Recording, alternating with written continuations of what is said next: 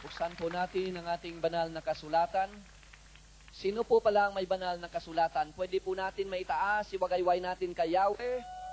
Hallelujah! Napakarami ang nagdadala ng banal na kasulatan.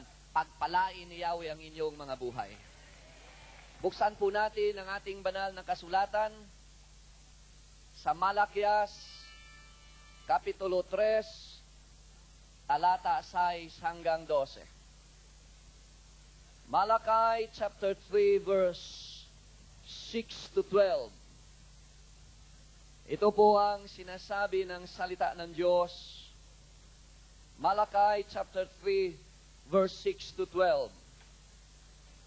For I am the Lord, I change not.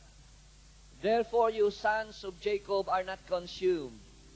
Even from the days of your fathers you are gone away from mine ordinances, and have not kept them. Return unto me, and I will return unto you, saith the Lord of hosts. But you said, wherein shall we return? Will a man rob God? Yet you have robbed me. But you say, wherein have we robbed thee? In tithes and offerings.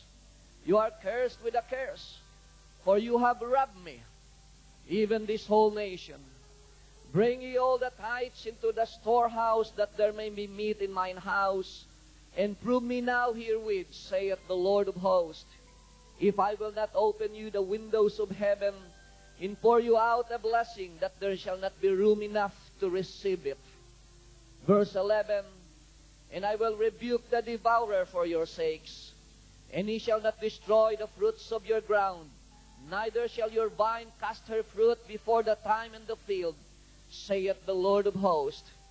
And all nations shall call you blessed, for you shall be a delightsome land, saith the Lord of hosts.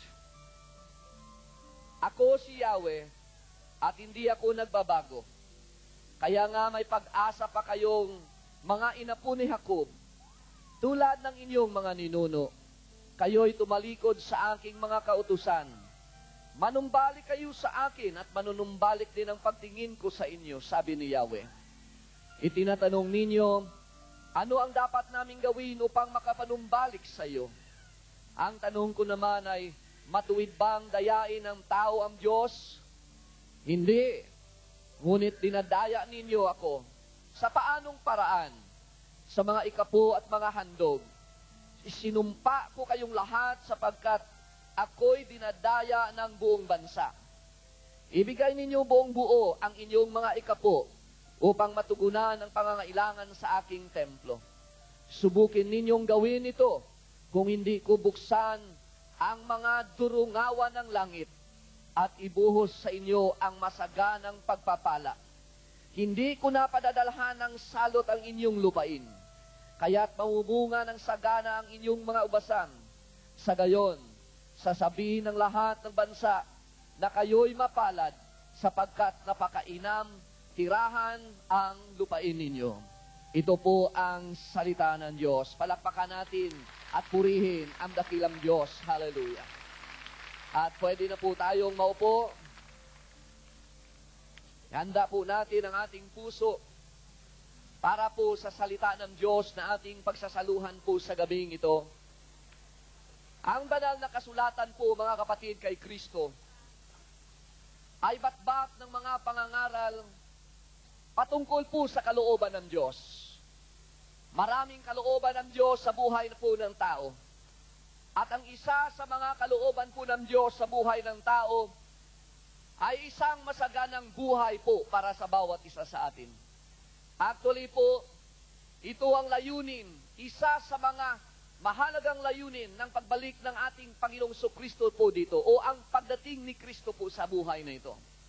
Wika po ng Panginoon sa John 10:10, ang magnanakaw ay dumating para magnakaw, magwasak at magpatay.